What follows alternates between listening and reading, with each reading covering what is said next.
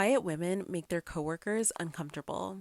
Have you ever noticed that in almost every workplace, there's always one woman who somehow becomes the weird one without actually doing anything wrong? It's not like she's rude, she's not causing drama, she's not gossiping. She simply comes in, does her job well, says good morning, smiles when it's genuine, and goes home. And somehow she's the problem. Not because of anything she's done, but because of everything people imagine she's thinking.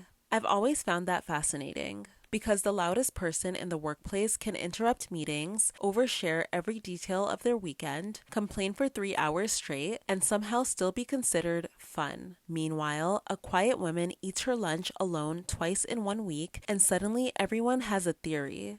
Is she okay? Does she even like us? I think she thinks she's better than everyone else. And the crazy part is that all she did was literally just reheat her leftovers and read a book alone in the break room. But here's something I've started noticing. People are rarely uncomfortable because someone is quiet. They're uncomfortable because they can't control the story they're telling themselves about that quiet person. Silence forces people to fill in the blanks. And what's fascinating is that those blanks usually reveal more about them than they do about you. Most workplaces aren't just a place where you earn a paycheck. They're social ecosystems. Every office has an unspoken hierarchy. There are the entertainers, the peacekeepers, the chronic complainers, the office therapist, the people who somehow know everyone's business before HR does, the woman who's always organizing birthday cards, and the one who somehow starts every sentence with, "Did you hear about what happened?" Everyone develops a role, not because they're told to, but because fitting into a role makes people predictable.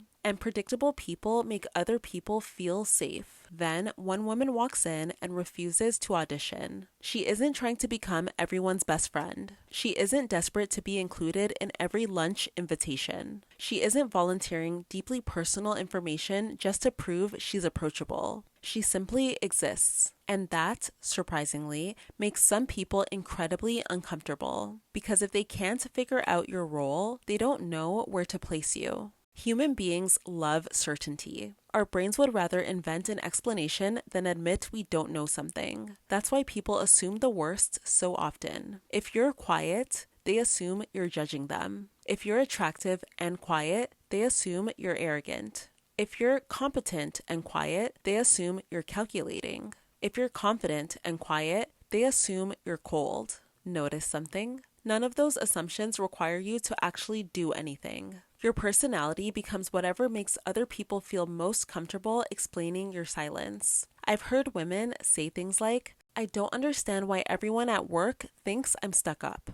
Then you ask them what happened. And their response, "I literally just keep to myself." That's it. That's what her colleagues have a problem with. Some personalities experience neutrality as rejection. There are people who genuinely believe that if you aren't constantly validating them, something must be wrong. If you don't laugh at every joke, you must dislike them. If you don't participate in every conversation, you're being antisocial. If you don't tell everyone your life story, you're hiding something. It's almost like your boundaries become offensive simply because other people expected unlimited access. And nowhere does this show up more than at work.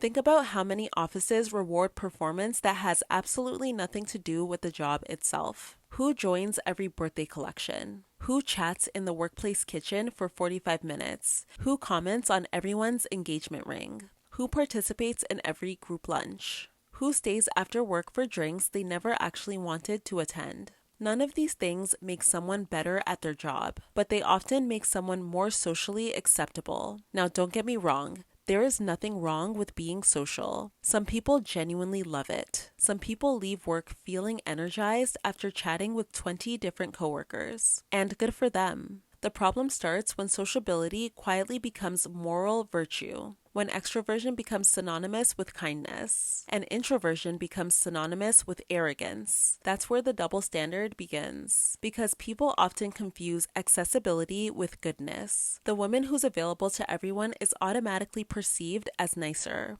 The woman who protects her energy, well, she must have an attitude.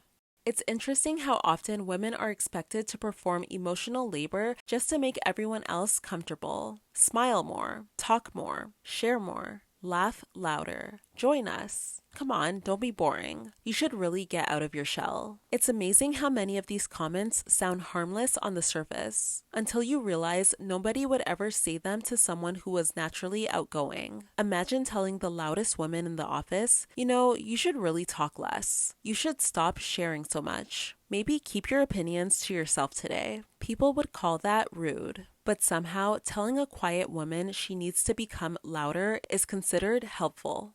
Why though?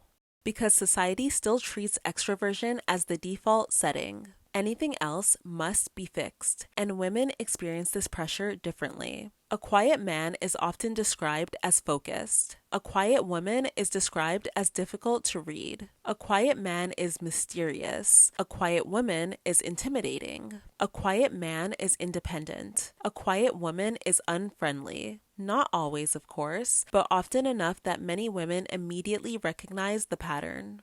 There's another layer to this that nobody really mentions. Quiet women become mirrors. Think about it. Someone who's constantly talking doesn't leave much room for self-awareness, but someone who's listening, someone who's simply observing, that makes people acutely aware of themselves. Ever notice how some people start nervously explaining themselves around quiet people? They'll justify decisions nobody questioned, over-explain jokes, apologize for things you never criticized. It's almost as if your silence becomes a mirror reflecting back whatever insecurity they were already carrying. You didn't accuse them of anything. They accused themselves. And that's why you'll sometimes see the strangest change happen. A coworker who barely knows you suddenly starts acting cold, making little passive-aggressive comments, leaving you out of conversations, rolling their eyes when you speak. Not because of anything you did, but because they've been having an entire relationship with the version of you they invented in their own head.